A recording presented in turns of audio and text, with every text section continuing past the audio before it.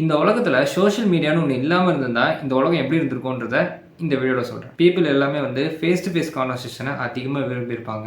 And phone calls நெறைய இருந்திருக்கும். Letters communication நெறையவே இருந்திருக்கும். நியூஸஸ்லாம் வந்து மெயினா டிவி, ரேடியோ அதுக்கப்புறம் பார்த்தீங்கன்னா, நியூஸ் பேப்பர்ஸ்லலாம் வந்து நெறைய நம்ம பார்த்துருப்போம். அண்ட் நியூஸ் பேப்பர் சேல்ஸ்லாம் அதிகமா இருந்திருக்கும். அண்ட் மேபி நெறைய நியூஸ் பேப்பர் கம்பெனிஸ் கூட வந்திருக்கலாம். ஃப்ரெண்ட்ஷிப் அண்ட் ரிலேஷன்ஷிப் வந்து இந்த பர்ட்டிகுலர் இடத்துல மட்டும் தான் அதிகமா டெவலப் ஆகும். எங்கன்னு பார்த்தீங்கன்னா, schools, colleges, neighbourhoods, work place இந்த மாதிரி இடத்துல மட்டும் தான் ஃப்ரெண்ட்ஷிப் அண்ட் ரிலேஷன்ஷிப் டெவலப் ஆகும். பெரிய பெரிய பிராண்ட்ஸ்லாம் வந்து டிவி ஆட்ஸ், அதுக்கப்புறம் பில் போர்ட்ஸ், அப்புறம் போஸ்டர்ஸ் இந்த மாதிரி விஷயங்களை தான் வந்து ஆட் கொடுத்துட்டு இருப்பாங்க. இதே வந்து ஸ்மால் பிஸ்னஸ் ஓனர்ஸ்லாம் வந்து குளோபல் ரீச்சுக்கு ரொம்பவே கஷ்டப்படுவாங்க. இந்த உலகமே வந்து ரொம்ப லெஸ் கம்பேரிசனாக இருக்கும். உங்களையும் மற்றவங்களையும் கம்பேர் பண்ணிக்கிறது ரொம்ப கம்மியாக இருக்கும். இல்லை மற்றவங்களையும் கம்பேர் பண்ணுறது ரொம்பவே கம்மியாக இருக்கும். மேக்ஸிமம் வந்து ஃபோன் அடிக்ஷன் ரொம்பவே கம்மியாக இருக்கும். அதோட முக்கியமான விஷயம் என்னன்னு பார்த்தீங்கன்னா, குளோபல் அவேர்னஸ் நம்மளுக்கு இருக்காது. ஸோ குளோபலாக வந்து அங்கே இங்கே என்ன நடக்குதுன்னே நமக்கு தெரியாது. ட்ரெண்ட்ஸு, புது புது வைரல் வீடியோஸ், மீம்ஸ் இதெல்லாம் கண்டிப்பாக இருந்திருக்காது. மியூசிக், மூவிஸ், புது புது ஃபேஷன்ஸ்லாம் வந்து பாப்புலர் ஆகிறதுக்கு ரொம்பவே லேட் ஆகிருக்கும். Local clubs,